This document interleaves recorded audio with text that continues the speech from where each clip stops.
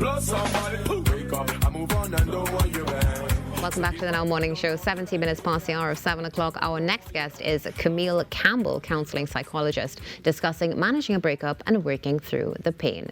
Good morning, Camille, and welcome. Hi, good morning to you and your viewership. It's good to be here this morning. It's a pleasure to have you with us on the show this morning. Thank you so much for joining us, Camille. Camille, one of the things we do know is that breakups affect everybody. It definitely does not take any prisoners. What are the phases of going through a breakup? Well, I'm glad that you recognize and you said that breakup happens in different phases and places. So it's not only romantic relationships, we can look at friendships as well. So we are talking about any type of separation that happens between two persons. And when that happens, it almost mirrors even like a loss. So when a person goes through a breakup, they would experience the symptoms and the things that someone goes through if someone passes away. So there will be the denial stage where is this really happening? And unfortunately, during this type of phase, some persons may have a hard time accepting that this is over. And that's where you have sometimes this abuse, stalking. They have a hard time accepting it. You have anger. You have bargaining, you have symptoms of depression. And then ultimately, at some point during the process, this person comes to a place to say, you know what? I have accepted that this relationship is over. So it takes a little back and forth in the process, but know that when you're going through a breakup, it's something really, really, really complicated. It's tough. It's a difficult process, especially if you did not choose to end the relationship. It could be a bit tough, even if you chose to end it or you did not. Managing a breakup takes a lot of work. And it takes a lot of working through very difficult feelings. Now, Camille, one of the things, of course, that we're speaking about here is very similar. Well, it is grief that one experiences. Is that correct? Yes. Yes, it is. It is. And we know that grief and is... grief... Sorry. No, carry on. No, and the thing is, because it's grief, it means that it is a painful process to go through. So that's why, we are not undermining you might see for whether it's teenagers, they had a breakup and you might say, this is young love. It's a loss. So it's a lot to process, whether you're a teenager, an adult, it's a lot to process. And the thing is with grief and processing all this, of course, it's not linear and everybody copes differently. But many times we do see people using unhealthy mechanisms to cope. What are some of those and what can we do to pinpoint them and hopefully aid in putting a stop to them? Right. Because it's symptoms of grief. A person may experience very strong emotions of anger, sadness, resentment, feeling a sense of hopelessness. And those feelings tend to be a bit heavy. So what persons try to do is to numb that, to not experience that type of pain. So they may engage in things that might be of a distraction, whether it is drugs, alcohol, becoming more involved in work, unfortunately, rebound relationships. Because what the person is trying to do is to find a way to cope and not have to face these very strong emotional responses to the breakup. So when we're talking about unhealthy type of coping, it's not taking the time to process that grief, but you're now finding distractions and things to now compensate for that loss. Now, in light of that, what are some effective ways, or let's say positive ways, to be able to manage stress after a breakup? What would you recommend? Well, whether we decide to deal with it or not, our body holds it. And it just stays there and you have to process it. So a healthy way to deal with it will actually be to recognize what you're feeling. Take some time to process that. It's not going to be relieved overnight.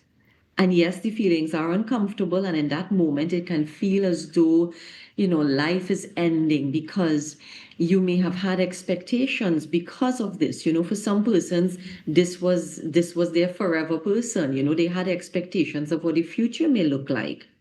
So, in order to deal with this in a healthy way, you want to actually process your feelings. What am I experiencing here? Can I talk to someone about what I'm experiencing? Uh, and when we talk to someone, it can kind of normalize what the person is feeling. And you get to have conversations to know that others survived having breakups. So you're not the first and you won't be the last. So you don't need to isolate. You don't need to go into unhealthy coping mechanisms, but having open discussions, taking time to process your feelings. For some people, they write it out, they talk about it. Uh, During this time, it's very important to practice self care because when you're going through grief, sometimes your basic needs tend to be neglected.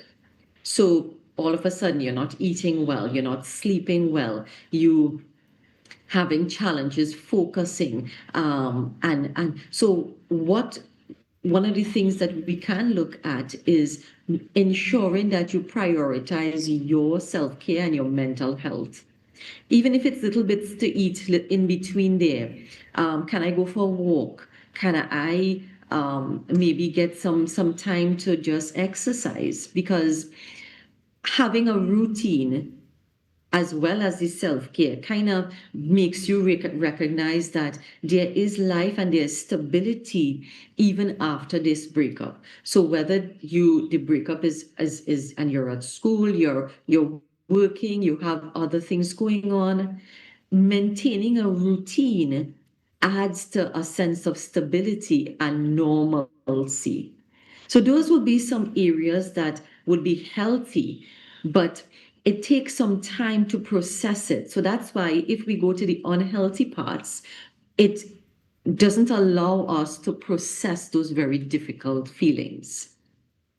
Now, earlier on in the conversation, we were speaking about breakups, whether they be from friendships or from romantic relationships. They are challenging, and there's this process of grief, of loss. But what in particular makes dealing with it so hard, Camille?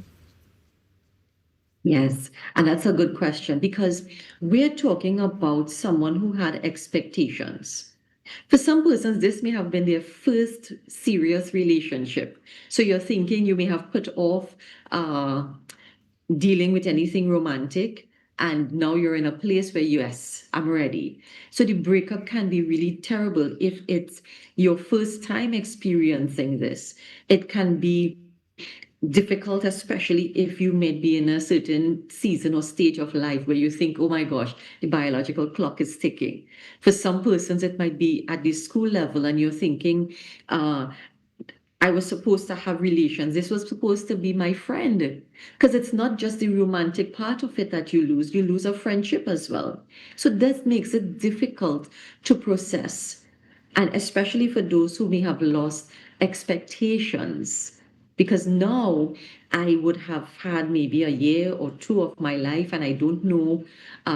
It's as if I can't get that time back again. So there's a lot that is being processed during that time that it's important to take that time to process it.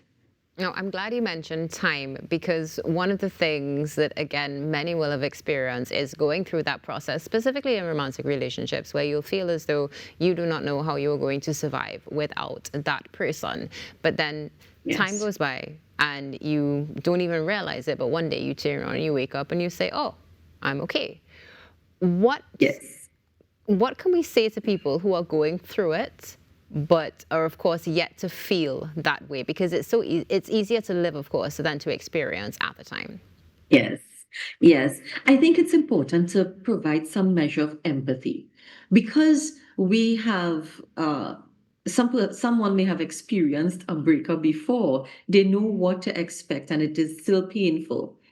However, if someone has to come alongside them and to let them know this is your breakup, yes, do know that life has not ended. Because what makes a breakup difficult is when we start isolating, when we start blaming ourselves, when we start having some mental health challenges. Because in this moment, this situation seems so overwhelming that I don't know how I will get through. So, to someone who may be fresh going through this, know that the pain does come to an end. It does, just like in grief. It takes some time, but it comes to an end. And for someone who is walking alongside such a person, give them the space to share. Provide that empathy. Sit with them. You may know what they're experiencing. We don't come and say, don't worry about that, you'll get over that. No, that's a bit harsh. That's maybe talking from a place of knowledge and experience.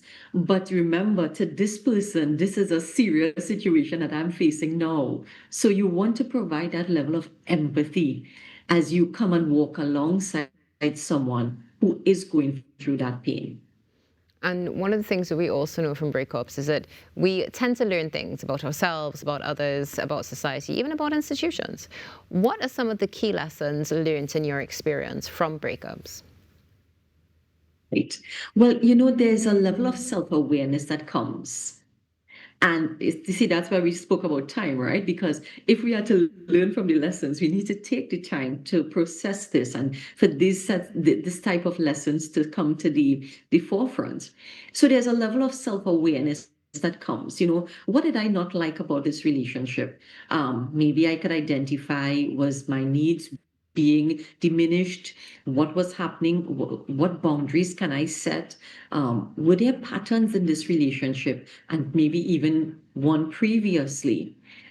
So there's a level of self-awareness that can emerge. But then there's also some character traits that tends to now come to the forefront, like resilience, like personal growth. You grow in your own worth and your value.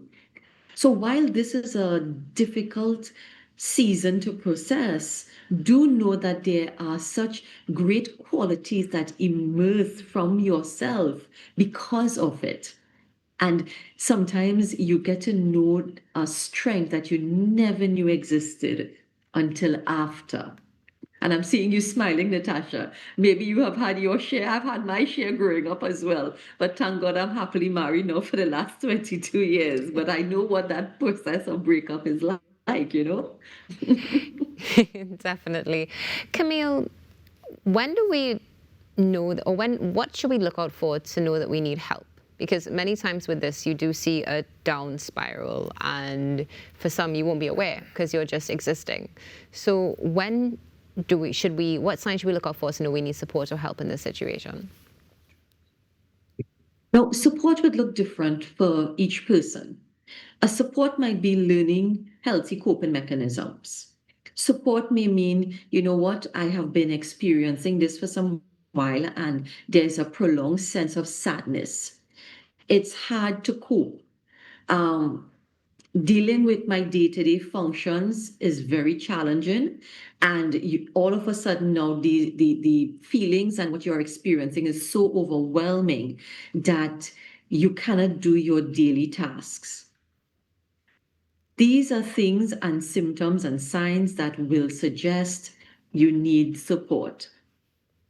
Now, you may be processing it and you took the time and you are walking through the difficult emotions, and you may just need a space to share, non-judgmental. That's also support.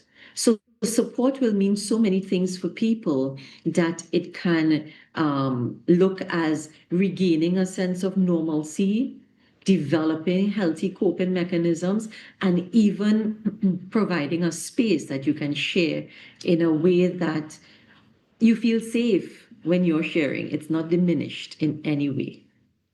Oh, Camille, thank you so much for that. And thank you for joining us this morning. It's been a pleasure to have you with us. Wishing you a wonderful day and hoping we'll be able to connect again soon. Thank you so much for having me. It's been a pleasure. God bless. Camille Campbell, counselling psychologist, joining us this morning talking about breakups, managing them and working through the pain. Stay tuned. There's more coming up after this short break.